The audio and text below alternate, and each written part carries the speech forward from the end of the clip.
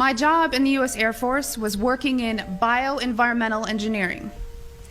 So what bioenvironmental engineering is in the Air Force is equivalent to that of the OSHA and the EPA, if you're familiar with that. So we were an embedded liaison to make sure that we were tracking all of the aspects and impacts of the military, meaning what is the military doing and how is it impacting the environment, because we were accountable for that. One day I was going through that computer system, which if you want to look it up, it's called an Air Force Form 3952. It is the approval of hazardous materials. I was finding tons and tons of large quantities of aluminum, barium, strontium in the forms of oxides and sulfates. So I started asking questions, and at that point, my demonization began. You know, I made my rank. I was decorated. I was a non-commissioned officer of the quarter. I won lots of awards. I had no reason for anyone to attempt to demonize me. So then I get moved over to the other Air Logistics Center. There's only two in the Air Force, which is in Warner Robins, Georgia. This kind of carried with me, and I thought, you know what? Should I revisit this? Is it worth it? Did I hit something? Maybe it's need to know. I started finding the same things at Robins Air Force Base. I was now doing some more investigation work. Part of what I did was to use a high volume air sampler to air sample up to, I'd say, a football field in about 10 minutes.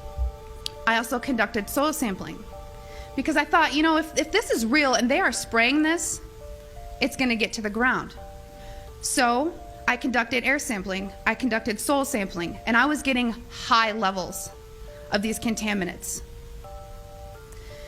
When I started asking the question again under a new commander, I never in my life thought I would have somebody look me in the face and tell me, I am questioning you. Is there something wrong with you? You've been looking really depressed lately. You know I can put you under a mental evaluation for up to 120 days. Who would take care of your daughter? Because I was divorced at the time. As soon as I heard that, I knew. It validated everything I ever thought. And I thought, I've spent 9 years of my life trying to protect human health, and here we are violating law after law after law. Just sitting here, instead of protecting the people, we are poisoning the people. So I just want everyone to know and understand that of all things, of all the freedoms that we are losing, geoengineering is the #1 issue that we are facing. Because you can have guns and money and you can have everything. If you don't have food and water and you are dying of respiratory or neurological illnesses, what does it matter? So you've heard about vaccines and you'll hear, you know, about smart meters, and you'll hear about other issues like fracking. These are all systemic effects. We are getting overexposed to toxins.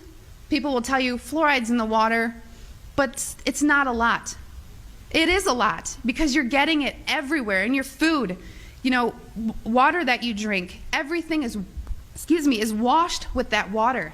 And you're getting your vaccines. All this, it's a coupled systemic effect, and our bodies cannot metabolize these toxins. So I just want to thank you for taking the time to listen to my story, and I will continue to shout from the rooftops. I don't care how many jobs I lose. I don't care how many friends or family I lose, because I took an oath. And in 9 years, I was not able to honor that oath, but I am today.